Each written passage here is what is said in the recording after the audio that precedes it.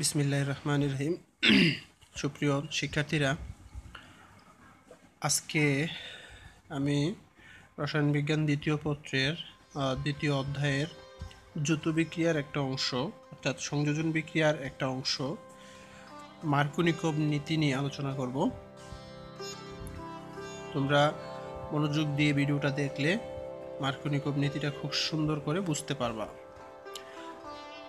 চলো আমরা শুরু করি মার্কোনিকভ নীতি। বিজ্ঞানী মার্কোনিকভ যৌথ বিক্রিয়ার ক্ষেত্রে এই রুলটা বা এই নীতিটা অ্যাপ্লাই করেন, যার কারণে ওনার নাম অনুযায়ী এই নীতিটার নাম হয় মার্কোনিকভ নীতি। তো মার্কোনিকভ নীতিটা আসলে কি? অপ্রতিসম অসম্পৃক্ত যৌগের সাথে অপ্রতিসম বিকারক অণুর বিক্রিয়ার সময় বিকারকের ঋণাত্মক অংশ অসম্পৃক্ত যৌগের পাই বন্ধনযুক্ত যেই কার্বনে কম সংখ্যক হাইড্রোজেন পরমাণু থাকে তার সাথে যুক্ত হয়। এটাই হচ্ছে মার্কোনিকভ নীতিটা। আমি নীতিটা এতক্ষণ বললাম, অর্থাৎ যদি জ্ঞানমূলক প্রশ্নে আসে যে মার্কোনিকভ নীতি কি, তখন তোমরা এভাবে লিখবা। তো এখানে দেখো যে নীতিটা বলা হয়েছে, এই নীতির মধ্যে কয়েকটা জিনিস বুঝতে হবে, তাইলে তুমি নীতিটা খুব সুন্দরভাবে বুঝতে পারবা। যেমন এখানে বলা হয়েছে যে অপ্রতিসম অসম্পৃক্ত যৌগ। তো তোমরা কি জানো আসলে অপ্রতিসম কি বা অসম্পৃক্ত কি? তো প্রথমে আমি বলি যে একটা বিক্রিয়া যখন হয় তখন তার সাথে বিক্রিয়কের মধ্যে আসলে দুইটা অংশ থাকে, একটা হচ্ছে বিক্রিয়ক আর একটা হচ্ছে বিকারক। তাহলে এখানে কিন্তু সেম, তো সকল রাসায়নিক বিক্রিয়ার ক্ষেত্রে সেম ঘটনাই ঘটবে, একটা হবে বিক্রিয়ক, অপরটা হবে বিকারক। তো এখানে আমরা বলতেছি কি অপ্রতিসম অসম্পৃক্ত যৌগের সাথে, মানে এখানে আমরা যেই বিক্রিয়কটা ব্যবহার করব সেই বিক্রিয়কটা হইতে হবে অপ্রতিসম এবং অসম্পৃক্ত। তো অসম্পৃক্ত জিনিসটা কি? অসম্পৃক্ত হচ্ছে, যেহেতু আমরা এটা হচ্ছে কি কার্বন অর্থাৎ জৈব যৌগের অংশ, সেহেতু অসম্পৃক্ত হচ্ছে যখন কোনো যৌগের মধ্যে কার্বন কার্বন দ্বিবন্ধন অথবা তিন বন্ধন থাকবে, তখন ওই যৌগটাকে বলা হবে অসম্পৃক্ত যৌগ। আর কার্বন কার্বন যদি শুধু একক বন্ধন থাকে তখন তাকে বলা হয় সম্পৃক্ত যৌগ। তাহলে আমরা নিশ্চয়ই বুঝতে পারতেছি যে মার্কোনিকভ নীতিতে যেহেতু অসম্পৃক্ত যৌগের কথা বলা হয়েছে, তার মানে এটা হবে অবশ্যই দ্বিবন্ধনযুক্ত যৌগ অথবা তিন বন্ধনযুক্ত যৌগ হইতে পারে। আমরা আসলে দ্বিবন্ধনযুক্ত যৌগ দিয়েই জিনিসটাকে ব্যাখ্যা করার চেষ্টা করব। তো অসম্পৃক্ত মানে কি? দ্বিবন্ধনযুক্ত এবং তিন বন্ধনযুক্ত কার্বন কার্বন দ্বিবন্ধন অথবা তিন বন্ধনযুক্ত যৌগ, এটাকে বলা হয় অসম্পৃক্ত যৌগ। তাহলে তোমরা নিশ্চয়ই অসম্পৃক্ত যৌগটা বুঝতে পারছো। এখন আসো অপ্রতিসম জিনিসটা আসলে কি? অপ্রতিসম মানে কি? অপ্রতিসম মানে হচ্ছে দ্বিবন্ধন অথবা তিন বন্ধনযুক্ত যে যৌগ আছে তার মধ্যে যে কার্বনগুলো থাকবে, যেমন আমি এখানে যে উদাহরণটা ব্যবহার করছি, যেমন দেখো এখানে আমরা এই প্রোপিন একটা অ্যালকিন ব্যবহার করছি। তো এই প্রোপিনের মধ্যে দেখো দ্বিবন্ধনযুক্ত যৌগের, এটা একটা দ্বিবন্ধনযুক্ত যৌগ।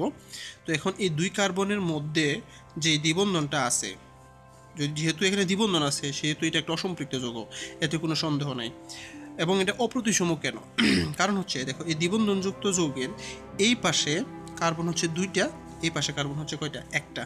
তো যদি উভয় পাশে সমান সংখ্যক কার্বন থাকতো, অর্থাৎ দ্বিবন্ধনের উভয় পাশে যদি সমান সংখ্যক কার্বন থাকতো, তখন কিন্তু এটা হয়ে যেত প্রতিসম। আর যেহেতু দুই বন্ধনের উভয় পাশে কার্বন সংখ্যা সমান নাই, এজন্য এটাকে আমরা বলছি অপ্রতিসম। তাহলে তোমরা অপ্রতিসম জিনিসটা বুঝছো। তাহলে অপ্রতিসম অসম্পৃক্ত যৌগ, তার মানে এখানে আমরা যে প্রোপিন ব্যবহার করছি প্রোপিন 1, এই প্রোপিন 1টা হচ্ছে অপ্রতিসম অসম্পৃক্ত যৌগ। তাহলে এটা হচ্ছে বিক্রিয়ক।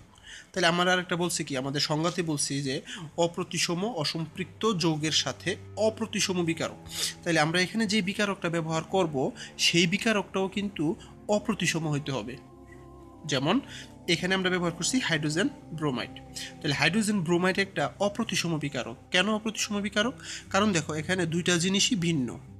অর্থাৎ আমি যদি একটু ওইভাবে লিখি, দেখো যেমন হাইড্রোজেন ব্রোমাইড, এই বন্ধনের এই পাশে হাইড্রোজেন, এই পাশে ব্রোমিন, তাহলে দুইটা ভিন্ন জিনিস, এজন্য এটা অপ্রতিসম। যদি এরকম হইতো উভয় পাশেই হাইড্রোজেন, তাহলে এটা ছিল প্রতিসম অণু, তাহলে এটা হচ্ছে অপ্রতিসম। তাহলে আশা করি তোমরা প্রতিসম আর অপ্রতিসমতা বুঝতে পারছো। যদি এখানে মনে করো HCl থাকতো, তাহলে এটাও কিন্তু অপ্রতিসম, কারণ হাইড্রোজেন আর ক্লোরিন একই রকম না। মাঝখান দিয়ে যদি আমরা ভাগ করি তাহলে দুইটা অণু বা দুইটা পরমাণু কিন্তু ভিন্ন। যদি একরকম হয়, যেমন এখানে হাইড্রোজেন ভাগ করলে এই পাশে হাইড্রোজেন এই পাশে হাইড্রোজেন, তখন এটা হবে প্রতিসম আর এটা হবে ভাগ করলে অপ্রতিসম। তাহলে আমরা এই মার্কোনিকভ নীতিতে আমরা যে বিক্রিয়ক এবং বিকারক ব্যবহার করতেছি, এই বিক্রিয়ক এবং বিকারক উভয়ই হচ্ছে কিন্তু অপ্রতিসম। তাহলে এটাও অপ্রতিসম, এটাও অপ্রতিসম। তাহলে এই অসম্পৃক্ত যৌগের সাথে যখন অপ্রতিসম বিকারক বিক্রিয়া করবে তখন কি ঘটবে? এখানে দুইটা সম্ভাবনা আছে, দুইটা জিনিস ঘটার সম্ভাবনা আছে। একটা হচ্ছে এই ব্রোমিনটা এই কার্বনের সাথে যুক্ত হতে পারে, অথবা এই ব্রোমিনটা এই কার্বনের সাথেও যুক্ত হতে পারে। যদি 2 নাম্বার কার্বনের সাথে যুক্ত হয়, এটা 1 নাম্বার কার্বন, এটা 3 নাম্বার কার্বন, আসলে এটার কোনো কাজ নাই, মূলত কাজ হবে দ্বিবন্ধনযুক্ত যে অবস্থান আছে ওই জায়গাতে। কারণ যৌথ বিক্রিয়া সাধারণত এইখানেই হয়, অর্থাৎ পাই বন্ধন যে জায়গায় থাকে, তো এখানে তো একটা সিগমা একটা পাই, তো এই জায়গায় আসলে মূল বিক্রিয়াটা হবে। তাহলে দেখো এখানে দুইটা সম্ভাবনা আছে। একটা হচ্ছে এই ব্রোমিনটা এই 2 নাম্বার কার্বনে যুক্ত হতে পারে, অথবা 1 নাম্বার কার্বনে যুক্ত হতে পারে। দুই ধরনের উৎপাদ হতে পারে 1 ব্রোমোপ্রোপেন, হতে পারে 2 ব্রোমোপ্রোপেন। তো এখন যে মার্কোনিকভ বলছে যে আসলে এখানে 2 ব্রোমোপ্রোপেনটাই বেশি হবে এবং এটাই হবে প্রধান উৎপাদ। কেন প্রধান উৎপাদ হবে এটা আমরা কৌশলে গিয়ে জিনিসটা আবার একটু দেখব। তো এখন আমরা বলে দিই যে নীতিটা ছিল, সেই নীতিটা আবার একটু ব্যাখ্যা করি। যে অপ্রতিসম অসম্পৃক্ত যৌগের সাথে যখন অপ্রতিসম বিকারক যুক্ত হবে, তো এই অপ্রতিসম বিকারকের ঋণাত্মক অংশ কোনটা? দেখো এই হাইড্রোজেন ব্রোমাইডের মধ্যে ঋণাত্মক অংশ হচ্ছে ব্রোমিন, হাইড্রোজেন হচ্ছে ধনাত্মক, কারণ ব্রোমিনের ইলেকট্রোনেগেটিভিটি হাইড্রোজেনের চেয়ে বেশি, ফলে এই বন্ধন ইলেকট্রন জোড় ঋণাত্মক ব্রোমিনের দিকে যাবে, যেহেতু তার তড়িৎ ঋণাত্মকতা বেশি। তাহলে এখন এই ব্রোমিনটা এই দ্বিবন্ধনযুক্ত বলা হয়েছে, সংজ্ঞাতেই বলা হয়েছে দ্বিবন্ধনযুক্ত যেই কার্বনে কম সংখ্যক হাইড্রোজেন থাকবে। তাহলে দেখো এই 2 কার্বনের মধ্যে দ্বিবন্ধন আছে এবং এই দ্বিবন্ধনযুক্ত এই 2 কার্বনের মধ্যে এই 2 নাম্বার কার্বনে হাইড্রোজেন সংখ্যা কম, অর্থাৎ এখানে একটা হাইড্রোজেন, এখানে হচ্ছে 2টা হাইড্রোজেন। তাহলে যেহেতু এখানে হাইড্রোজেন কম, সেহেতু এই মার্কোনিকভের যে সংজ্ঞা, সেই সংজ্ঞা মতে এই ব্রোমিনটা আসলে এখানে যুক্ত হবে, 2 নাম্বার কার্বনে যুক্ত হবে, অর্থাৎ এই 2 ব্রোমোপ্রোপেনটা হবে প্রধান উৎপাদ আর 1 ব্রোমোপ্রোপেনটা হবে গৌণ উৎপাদ। তো এখন আমরা এই বিক্রিয়ার কৌশলটা নিয়ে একটু কথা বলবো, যে আসলে মার্কোনিকভ নীতির যে কৌশলটা কিভাবে হয়। দেখো আমি প্রথমে দুইটাকে একসাথে দেখাইছি, তারপর আবার ভেঙে ভেঙে লিখছি। তাই প্রথমে আমি এই ভেঙে যে লিখছি ওই জিনিসটাই দেখাই। দেখো এই যে হাইড্রোজেন ব্রোমাইডের মধ্যে এই ব্রোমিনের ইলেকট্রোনেগেটিভিটি বেশি, একটু আগে বলছি। তাহলে ব্রোমিনের ইলেকট্রোনেগেটিভিটি যেহেতু বেশি, সেহেতু ব্রোমিন বন্ধন ইলেকট্রন জোড়, এই যে বন্ধন ইলেকট্রন জোড়, সে নিজের দিকে টান দিল। যদি টান দেয়, যদি সে নিয়ে যায়, তাহলে সে কী হবে? মাইনাস, এই যে মাইনাস, আর হাইড্রোজেন হবে প্লাস। একই সাথে এই যে অসম্পৃক্ত অপ্রতিসম অণু, এই অণুর দ্বিবন্ধনযুক্ত, আমরা জানি যখন দুইটা বন্ধন থাকে, দ্বিবন্ধন থাকে, তখন একটা হয় সিগমা বন্ধন, একটা হয় পাই বন্ধন। পাই বন্ধনটা সাধারণত দুর্বল হয় এবং এই বন্ধনটাই সাধারণত আগে ভেঙে যায়। তাহলে এই কার্বন যদি পাই ইলেকট্রন নিজের দিকে টান দেয়, তখন এই কার্বন হয়ে যাবে কি? নেগেটিভ, কারণ বন্ধন ইলেকট্রন জোড় যায় যে নিবে সে হবে নেগেটিভ, আর যার কাছ থেকে নিচ্ছে সে হবে পজিটিভ। যখন এই কার্বনটা বন্ধন ইলেকট্রন জোড় নিজের দিকে নিয়ে যাবে, তখন কিন্তু দেখো এই কার্বন পজিটিভ, অর্থাৎ 2 নাম্বার কার্বনটা তখন পজিটিভ হয়ে যাবে। আর 2 নাম্বার কার্বন যখন পজিটিভ হবে, তখন এখানে একটা কার্বোক্যাটায়ন তৈরি হবে এবং এই কার্বোক্যাটায়নটা হচ্ছে সাধারণত 2 ডিগ্রি কার্বোক্যাটায়ন। যেহেতু এই কার্বনের সাথে 2টা মিথাইল মূলক যুক্ত আছে, এই জন্য এটা 2 ডিগ্রি। আর এই যেহেতু পজিটিভ চার্জ, কার্বন যেহেতু পজিটিভ, সেহেতু এখানে এই যে কার্বোক্যাটায়নটা তৈরি হলো, সেই কার্বোক্যাটায়নটা হলো 2 ডিগ্রি কার্বোক্যাটায়ন। আর এখানে হাইড্রোজেন কিন্তু যেহেতু এই কার্বন ঋণাত্মক, সেহেতু এই হাইড্রোজেন এই কার্বনের সাথে যুক্ত হয়ে CH3 হলো। তাহলে 2 ডিগ্রি কার্বোক্যাটায়ন যেহেতু হলো, সেহেতু এই 2 ডিগ্রি কার্বোক্যাটায়নের সুস্থিতি কিন্তু 1 ডিগ্রি কার্বোক্যাটায়নের চেয়ে অনেক বেশি। ফলে পরবর্তীতে এই ব্রোমাইড আয়নটা এই 2 ডিগ্রি কার্বোক্যাটায়নের কার্বনের সাথে যুক্ত হয়ে 2 ব্রোমোপ্রোপেন উৎপন্ন করবে, অর্থাৎ এটা হবে 90%। কারণ এখানে 2টা উৎপাদ হয়, একটা হচ্ছে 1 ব্রোমো, একটা হচ্ছে 2 ব্রোমোপ্রোপেন। তাহলে দেখো এটা হচ্ছে মূল কৌশলটা। আর এইখানে দেখো আরেকটা, যদি এই কার্বন এই দ্বিবন্ধনযুক্ত এই কার্বন যখন বন্ধন ইলেকট্রন জোড় নিবে তখন কিন্তু সে হবে নেগেটিভ, যে ইলেকট্রন নেই সে নেগেটিভ হয়।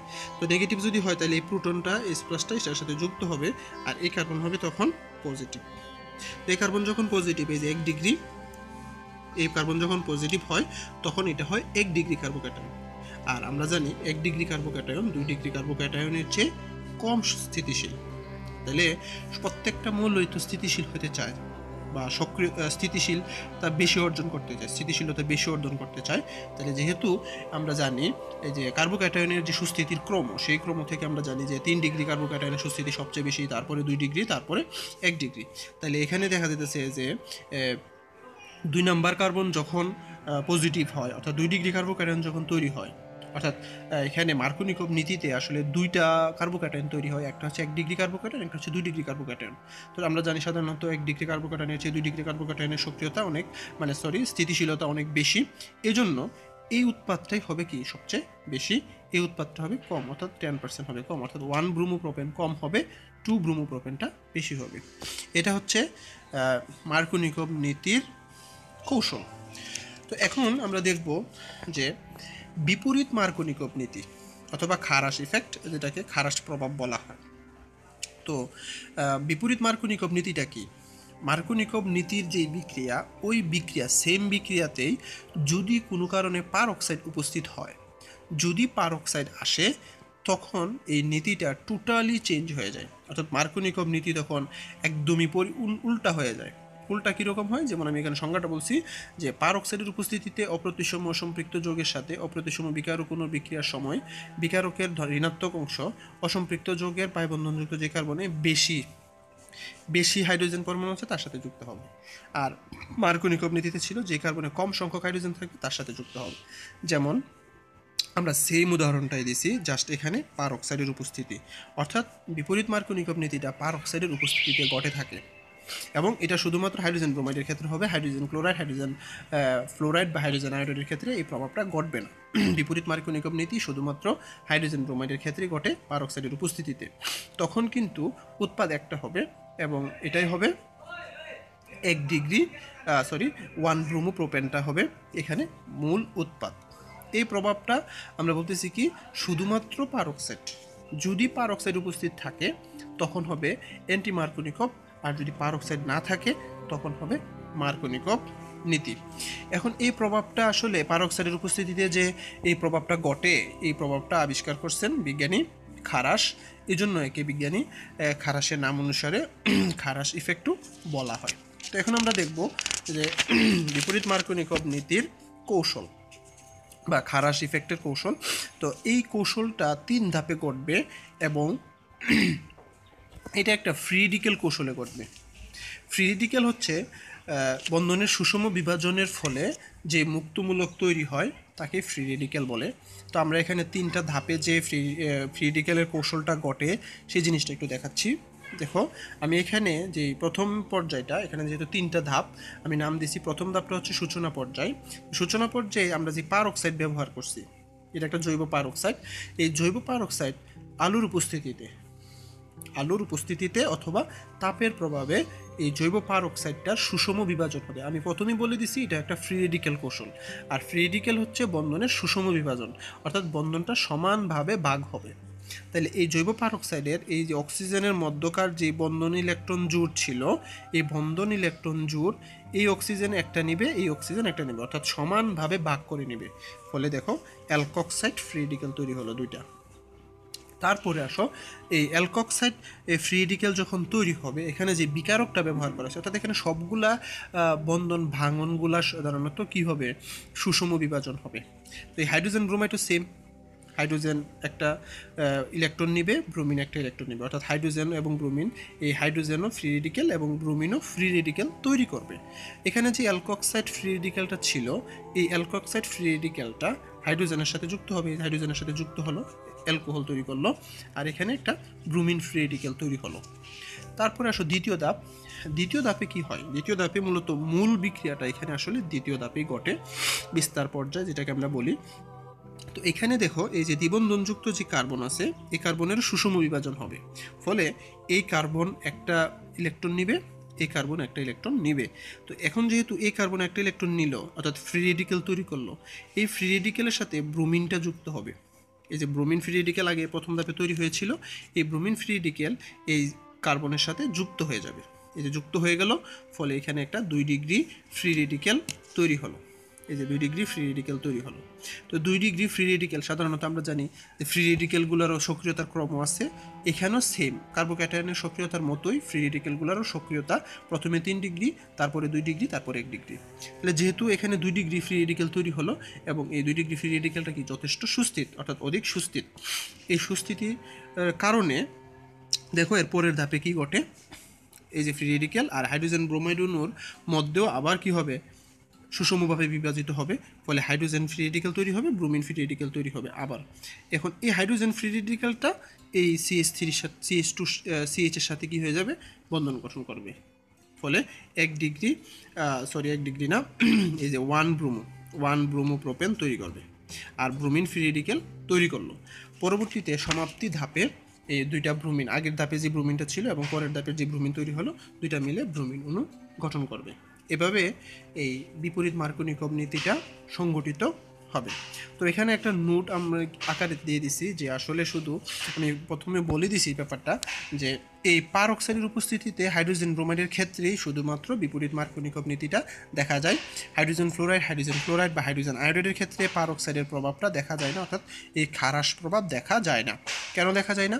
কারণ হচ্ছে এখানে যে বিস্তরণ ধাপ, এখানে যে দ্বিতীয় ধাপটা অর্থাৎ বিস্তার পর্যায়টা, এই বিস্তার পর্যায়টা যদি তাপ উৎপাদী হয় তাইলেই এই প্রভাবটা দেখা দিবে, আর যদি তাপ উৎপাদী না হয়, তাপ হারি হয়, তাহলে কিন্তু এই প্রভাব দেখা যাবে না। তাহলে আমি এখানে লিখে দিছি সুন্দর করে, যে মুক্তমূলক কৌশলের দ্বিতীয় ধাপ অর্থাৎ বিস্তার পর্যায়টি যখন তাপ উৎপাদী হয় তখনই শুধু এই বিক্রিয়া সম্ভব।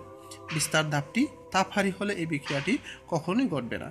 তাহলে শুধুমাত্র হাইড্রোজেন ব্রোমাইডের ক্ষেত্রে এই বিস্তার ধাপটি হচ্ছে তাপ উৎপাদী, আর হাইড্রোজেন ক্লোরাইড, হাইড্রোজেন আয়োডাইডের ক্ষেত্রে এই বিস্তার ধাপটা আসলে তাপ উৎপাদী হয় না, এটা হয়ে যায় তাপহারী। আর তাপহারী হলে এই ফ্রি রেডিকেল কৌশলটা সাধারণত ঘটে না, এবং একই সাথে এই পার অক্সাইড প্রভাবটাও কাজ করে না। তাই শুধুমাত্র হাইড্রোজেন ব্রোমাইডের ক্ষেত্রেই সাধারণত এই বিপরীত মার্কোনিকভ নীতিটা প্রদর্শন করে, অন্যগুলোর ক্ষেত্রে বিপরীত মার্কোনিকভ নীতি আসলে প্রদর্শন করে না। আশা করি তোমরা সবাই বুঝতে পারছো। আজকে এই পর্যন্তই। আল্লাহ হাফেজ।